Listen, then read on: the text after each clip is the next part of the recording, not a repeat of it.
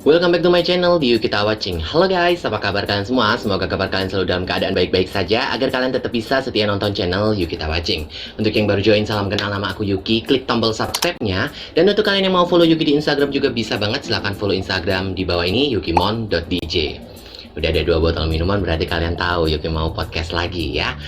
Masih menyambung di minggu kemarin, bahwasannya kita membahas tentang style rambut.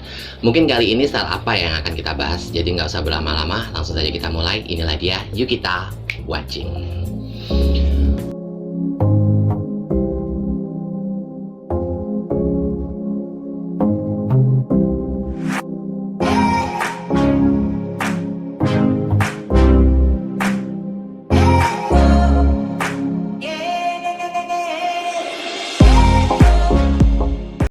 Style rambut makin tahun makin sangat berkembang. Bahkan ya seperti dari video sebelumnya, bahwasanya style-style dari zaman-zaman dahulu juga mulai di-up kembali di tahun-tahun saat ini, dimana orang-orang juga udah mulai menyukai dengan fashion yang bisa dinilai vintage atau bahkan yang old 1899 seperti itu.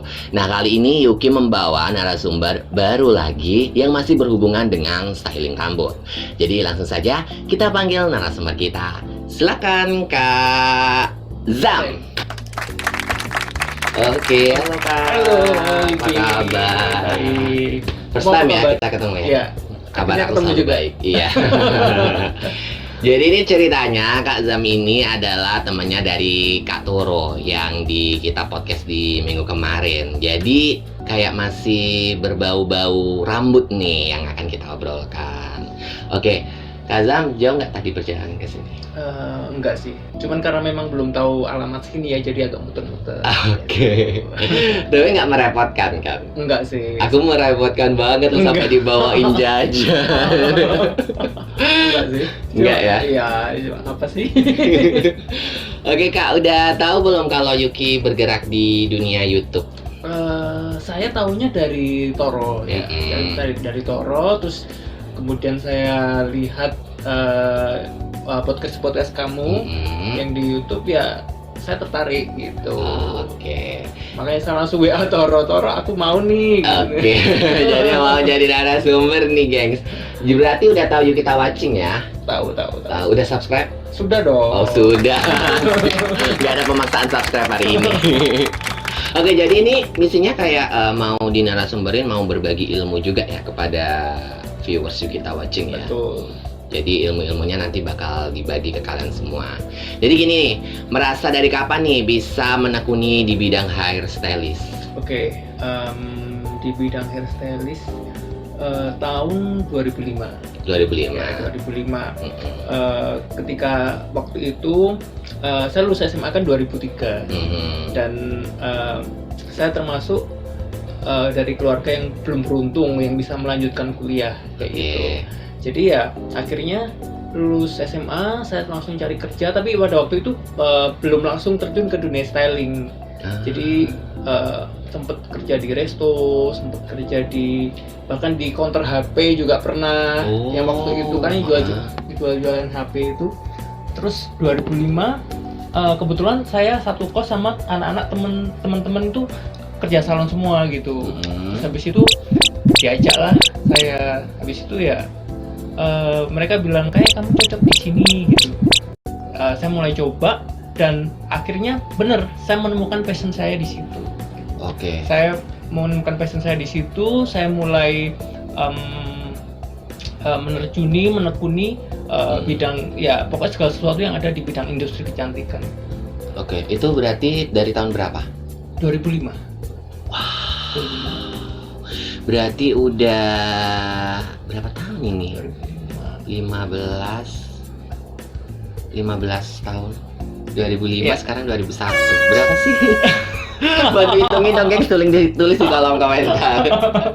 Oke, tantangan apa nih untuk seorang jago mewarnai rambut ya Kak? Aku lihat rambutnya warna bagus banget, abu-abu asgre. Ya. Oke, itu tantangannya apa tuh? Tantangannya sebenarnya saya nggak ini ya kayak challenge gitu ya, menghadapi customer yang gini, kadang customer itu mau menganggap kita itu seperti pesulap, gitu. Jadi dia menunjukkan gambar, Mas Zam saya mau diwarna kayak gini, misal warna grey gitu ya.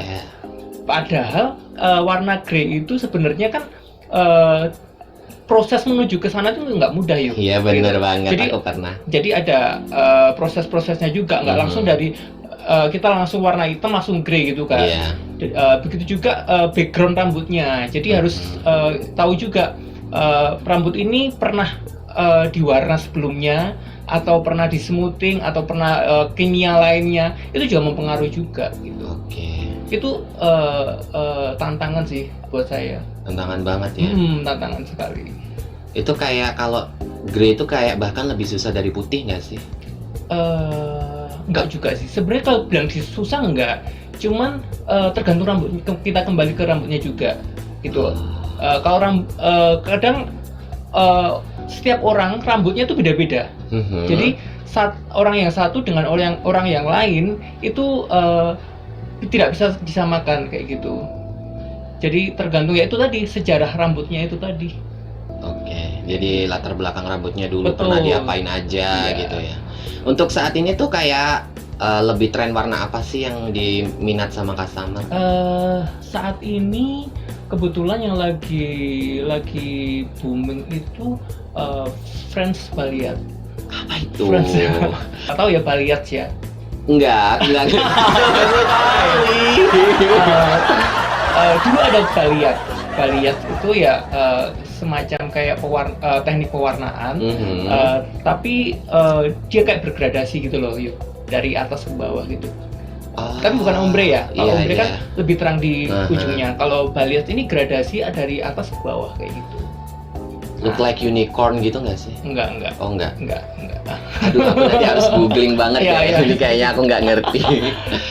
Kalau sekarang ini French Balayage, jadi warnanya itu kalau dulu kan kebanyakan orang mintanya warna-warna yang terang ya, kayak es, kayak warna-warna pastel gitu. Kalau sekarang ini lebih ke French Balayage itu seamless. Seamless itu kayak gimana ya? Jadi tidak ashy dan juga tidak awam. Gitu. Jadi dia warna-warna netral ya, warna-warna netral kayak gitu. Oke. Terus ini nih apa? Oke, silakan. Jadi mungkin bisa dilihat di Instagram saya, ada itu contoh-contohnya warna-warna yang lagi Nanti kita cantumkan Instagramnya ya. Banyak nggak sih pertanyaan kayak, aduh laki kok kerjanya di salon sih? Banyak sih. Banyak ya. Nanti gimana cara membuktikan ke mereka tuh? Pertanyaanmu ini seperti yang saya alami pada waktu saya mulai terjun di dunia salon. Itu pertama bapak saya. Aduh. Sama kayak Kak Toro berarti ya. Bapak saya itu ya karena impian bapak saya, kan saya ada Om TNI kan. Jadi impian bapak saya itu, impian bapak saya itu saya bisa masuk TNI kayak gitu, karena postur saya kan tinggi, ya maunya seperti itu. Cuman karena saya tidak ada passion di situ, maka ya saya nggak bisa. Gitu. Benar. Nah itu membuat kecewa orang tua saya sih. Cuman seiring berjalannya waktu, saya membuktikan kalau di dunia kecantikan, di dunia stylist, di dunia di bidang industri ini saya juga bisa maju dan berkembang gitu. Sudah ada pembuktian ke orang tuanya yang buat mereka akhirnya ya udah support. Jadi sampai saat ini saya sudah berkeluarga, sudah punya anak, dan puji Tuhan saya bisa menafkahi istri dan anak saya dengan hasil yang saya kerjakan sampai saat ini. Pure dari hasil salon. Betul. Ini apakah punya visi misi untuk bidang yang saat ini digelutin nih untuk kedepannya? Visi misi, kalau visi misi, mungkin mau bikin salon sendiri, mungkin mau bikin usaha sendiri, gitu. Atau mungkin mau ngelepas dunia salon, mau bergerak di bidang lain gitu. Sebenarnya kalau visi misi itu saya lebih saya mau semua orang, baik laki-laki atau perempuan itu paham akan penampilan, nah, terutama rambut. Gitu. Jadi even kamu ibu rumah tangga, even kamu nggak harus kamu harus tampil di depan umum, kamu harus cakep gitu, enggak. Jadi even kamu di rumah pun kamu juga harus penampilan juga harus ini, karena di rumah kamu juga dandan untuk suami kamu juga kan. Iya, benar. Gitu. Jadi kayak aku juga merasa kayak pepatah yang bilang jangan melihat dari luarnya aja, itu kayak tetap nggak berlaku nggak sih? Karena orang juga melihat pertama tuh memang dari tampilan. Benar. Iya nggak sih? Pertama orang lihat dari looknya ya. Iya, orang pertama lihat dari looknya, itu bener sih. Iya kan? Iya benar. Prestasi yang pernah diraih sejauh ini apa aja nih? Atau pernah pergi kemana aja nih untuk menggeluti dunia styling rambut? Prestasi ya. Prestasi, saya sudah mendapatkan sertifikat brand color ternama di Indonesia.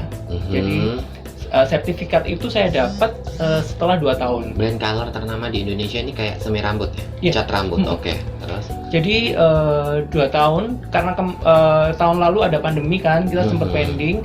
Habis itu tahun ini kita lanjut lagi, dan puji Tuhan saya udah dapat sertifikat itu. Sertifikat itu bisa kita pakai kemana aja. Ke luar negeri, pokoknya kemana aja. Kalau kita nunjukin sertifikat itu, orang percaya kalau kita seorang colorist kayak gitu. Wow. Aku nggak punya sertifikat Ulzang. Aku sertifikat Ulzang. Kalian tahu Ulzang? Aku banyak banget itu di situ kalau kalian mau. Oke. Untuk cita-cita yang belum terwujud dari bidang ini apa nih? Cita-citanya yang belum terwujud, ya, yang dihasilkan dari dunia stylist rambut. Oke. Sebenarnya saya pengen punya salon ya, salon yang permanen di sebelah rumah saya. Kayak gitu. Itu tiap hari saya bawa dalam doa kayak gitu. Jadi ya impian saya sih, saya bekerja sendiri, punya salon sendiri, punya branding sendiri, dan orang-orang di sekitar saya juga bisa menikmati hasil karya saya kayak gitu. Itu yang belum tercapai ya. Ya, semoga cepat tercapai. Amin. Ya, amin. Sih tahun depan ya. Amin. Oke, nanti bakal aku coba kalau memang udah buka ya. Tenang pasti. Oke. Nanti sekarang kita review. Iya, pasti nanti kamu kita jadi konten. Tamu istimewa saya. Oke. Nanti kita bikin konten ya di salonnya ya. Amin, semoga cepat-cepat buka. Amin. Apakah ada pro dan kontra terhadap masyarakat atau pandangan orang luar sejauh ini? Dari orang dalam dulu deh. Iya. Ya, seperti yang saya katakan tadi, pertama dari orang tua ya, orang tua, keluarga. Awalnya mereka shock gitu, saya kerja di salon seperti itu. Cuman lama-lama karena saya bisa membuktikan, saya bisa hidup dari dunia kecantikan, saya bisa membangun rumah tangga juga dari dunia kecantikan. Stigma mereka mulai memudar, mulai hilang gitu. Begitu juga masyarakat kayak gitu ya. Jadi saya pengennya juga stigma negatif masyarakat tentang dunia salon itu sekarang berubah. Ya, kan image-nya kan salon ini ya. Ya seperti itu. Jadi ya cewek kalau nggak yang lain gitu kan. Jadi tidak semua seperti itu. Buktinya saya. Benar. Ini buktinya. Kayak gitu. Terus ya seperti itu. Jadi banyak juga sebenarnya dari ketakutan saya sendiri. Sebenarnya saya tuh orang tuh nggak pedean ya. Jadi pada waktu saya pindah rumah, pada waktu itu saya berkenalan dengan bapak-bapak, dan mereka nanya kerjanya di mana, kerja di salon. Itu sebenarnya itu saya nggak pede. Jadi, kayak di komunitas gereja saya juga kerja di mana, kerja di salon, sebenarnya saya nggak pede. Tapi sebenarnya itu ketakutan saya sendiri. Ternyata apa yang saya takutkan itu nggak benar. Sekarang orang sudah mulai berpikir dewasa dan melihat kalau pekerjaan salon itu juga bukan pekerjaan yang negatif seperti itu. Iya, benar. Dan mereka banyak mensupport. Dan sekarang kebanyakan customer saya itu dari malah tetangga-tetangga saya sendiri, yang mereka yang mensupport itu. Akhirnya tetangga-tetangga pun juga tahu ya, oh ternyata garapannya juga bagus gitu. Ya puji Tuhannya seperti itu ya. Oke. Terbukti mereka kembali terus. Untuk kalau yang kayak ada nggak sih yang kontra itu sampai bener-bener kena banget gitu? Kena mental ya. Iya, kayak dari masyarakat biasanya tuh kan mulut-mulut netizen tuh pedes-pedes banget tuh. Itu gimana, pernah nggak sih? Untuk saat ini sih nggak ada sih. Nggak ada ya? Nggak ada, saya belum ya mungkin Belum. ya, belum ya mungkin ya. Tapi untuk saat ini saya belum pernah mengalami yang sampai kena mental gitu sih. Ya cuman ketakutan tuh dari diri saya sendiri sebenarnya. Oke. Berarti kebalikan dari aku ya. Kalau aku tuh kalau kayak kerja apapun itu, sememalukan apapun itu, aku sih bakal berusaha untuk terbuka karena emang ya aku ingin mempromosikan ke orang nih aku kerja di sini, buktinya aku bisa dapat ini. Sedangkan kamu yang cuma ngomong aja dapat apa gitu. Betul. Terus kalau untuk yang kayak apa? Untuk sejauh ini emang masih belum ya, tapi semoga aja Kak Zam ini dapat yang seperti itu yang bisa sampai kena, cuman Kak Zam masih bisa mengatasinya karena itu emang bener-bener nguatin kita dari dalam juga. Proses ya. Benar. Itu Jadi nanti itu kayak kakak tuh lagi dilempar orang batu, itu jangan dilempar balik, udah disusun aja batunya sampai jadi gitu rumah. ya. Oke. Jadi kayak gitu. Karena memang cuman buah pohon yang berbuah yang dilemparin orang batu. Betul. Ya, jadi semoga aja ada, tapi Kak Zam masih bisa mengatasinya. Itu bakal Semoga memperkuat lagi kok. Iya. Percaya. Oke nih, yang terakhir. Cerita seneng dan sedihnya jadi seorang pria yang bekerja di salon dong. Senengnya apa? Senengnya dulu deh. Ya senengnya ya kita dapat klien yang loyal klien ya, loyal customer. Dapat loyal customer itu, saya ada loyal customer itu sampai 10 tahun lebih langganan sama saya. Jadi setiap minggu saya ke rumahnya untuk menservis rambutnya. Gitu. Jadi sudah kayak keluarga gitu. Terus ada beberapa juga customer expat dari luar negeri yang dia guru di International School di Surabaya ya, salah satu guru International School di Surabaya. Itu loyal customer banget. Jadi dia hampir setiap bulan datang kayak gitu. Terus datang terus nyariinnya Kak Zam gitu, terus, karena emang cocoknya sama Kak Zam. Betul. Terus mengajak teman-temannya untuk datang. Ya puji Tuhannya banyak yang cocok kayak gitu. Okay. Itu seneng sih. Seneng ya, itu emang seneng banget sih. Ada kesenangan tersendiri kalau emang udah ada banyak yang cocok. Betul. Sama selain kita juga dapat pendapatan lebih ya. Iya benar ya, itu sih harus ya. Gaji servis lebih. Bercanda. Itu kisah senangnya nih. Betul. Nah sekarang kita mulai ke melo dong. Ada kisah sedih nggak sih selama kerja di salon selama ini? Sedihnya sih ketika tahun lalu pada awal pandemi itu sebenarnya ngena banget sih. Jadi sebelum saya jadi bergelut di dunia colorist, saya dulu awalnya malah makeup artist. Oh, bisa makeup berarti? Makeup artist. Jadi saya hidup dari yaitu dari panggilan makeup kayak gitu. Terus jadi cowok panggilan ya? Betul. Ya, jadi dari abis dipanggil gitu kan ngerias make up gitu ya, terus jadi kayak berkat itu seperti kayak panen yuk. Jadi hampir setiap minggu tuh ada kayak gitu. Jadi kehidupan saya mulai pelan-pelan ekonomi saya mulai membaik. Dan pokoknya Tuhan tuh kayak ngasih berkat banyak gitu loh yuk.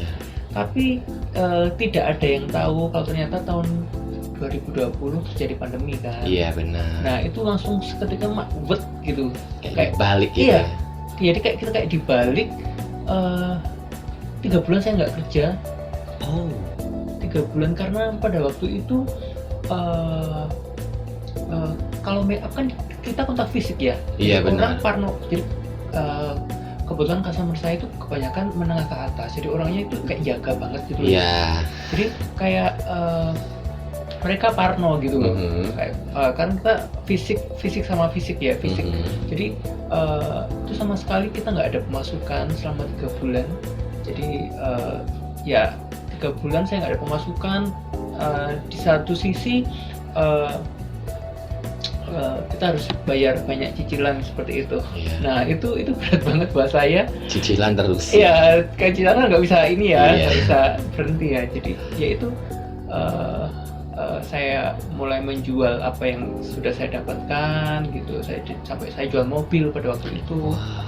Terus ya puji Tuhannya masih ada jalan. Jadi karena dulu saya pernah kerja di resto, jadi saya punya keahlian memasak gitu. Jadi saya sambil jualan makanan. Multi talent juga ya Kak Zam ini. Bareng istri saya kan. Jadi kita jualan makanan. Ya dari situ kita kehidupan sehari-hari kita dari penghasilan itu. Seperti itu. Dan sampai sekarang puji Tuhannya usaha itu masih terus berlanjut seperti itu. Ya ada hikmahnya juga sih. Walaupun balik di dunia salon, usaha buat masak untuk kuliner itu tetap jalan ya? Sampai sekarang puji Tuhan. Jadi udah mulai membaik lagi ya? Iya, mulai membaik. Rezeki emang udah ada yang ngatur ya? Benar. Sejatuh-jatuhnya kita pasti ada aja gitu. Iya. Ada lagi juga satu kayak pandemi seperti sekarang ini ya. Banyak yang memanggil saya ke rumah gitu, memanggil saya ke rumah. Tapi ya itu tamu-tamu tuh kadang bukan rewel ya, karena mereka juga menjaga kan. Jadi pada waktu saya masuk rumah saya dites dulu, dan kadang ada juga yang saya harus mandi dulu, pokoknya harus bersih, benar-benar bersih. Ya itu banyak teman-teman saya bilang itu, Wah Sam, kamu kok mau digituin gitu? Kalau saya mending nggak usah dateng lah gitu. Tapi karena saya tujuan saya mencari berkat ya, jadi ya apapun saya lakukan untuk keluarga saya juga kan, itu nanti seperti itu. Orang bilang itu duka, tapi buat saya sih nggak masalah sih. Buat saya itu memang salah satu resiko pekerjaan yang harus kita jalani di era pandemi seperti ini. Iya benar, untuk memperbaiki perekonomian kita sendiri ya. Nomor satu kita sendiri lah untuk perekonomian ya. Dari kita sih. Iya benar, dari kita. Kita nggak jemput bola ya, kita nggak bisa. Kita cuma nunggu bola ya, nggak bakal dapet. Itu pun kalau ada orang yang percaya sama kita mau dilempar bola. Benar. Jadi orang udah manggil kita ke rumah aja itu berarti dia juga udah trust kan sama kita. Iya benar, walaupun kita disuruh mandi dulu lah, bersihin dulu lah, tapi kalau udah dipanggil aja berarti emang niatnya udah percaya. Benar. Itu ya nilai plus sih. Jadi bisa memperbaiki ekonomi lagi ya, walaupun memang rezeki itu sebuah titipan ya, tapi tolonglah Tuhan, itu titipannya ke Siskakul banyak banget dibagi ke kita gitu. Oke, cukup sekian podcast kita hari ini. Mungkin kita bisa bertemu dengan podcast selanjutnya. Untuk kalian, Yuki tidak pernah lupa untuk mengingatkan, klik tombol subscribe-nya dan nyalakan lonceng notifikasinya agar kalian selalu update dengan video-video terbaru dari Yuki Watching. Like jika kalian suka dengan videonya, jangan di-dislike jika kalian tidak suka dengan videonya. Cukup share ke teman-teman kalian agar kalian semua bisa berkumpul di dalam kolom komentar. Saya Yuki dengan Instagram yukimon.dj dan juga Kak Zam dengan Instagram Sam_Shinjuku_Hermik. Oke, nanti di follow ya gengs. Untuk kalian yang pengen juga di color rambut-rambut kalian yang tidak seberapa itu sama Kak Zam, nanti bisa langsung DM Instagramnya. Thank you. Kita berdua pamit undur diri. See you next video. Oke.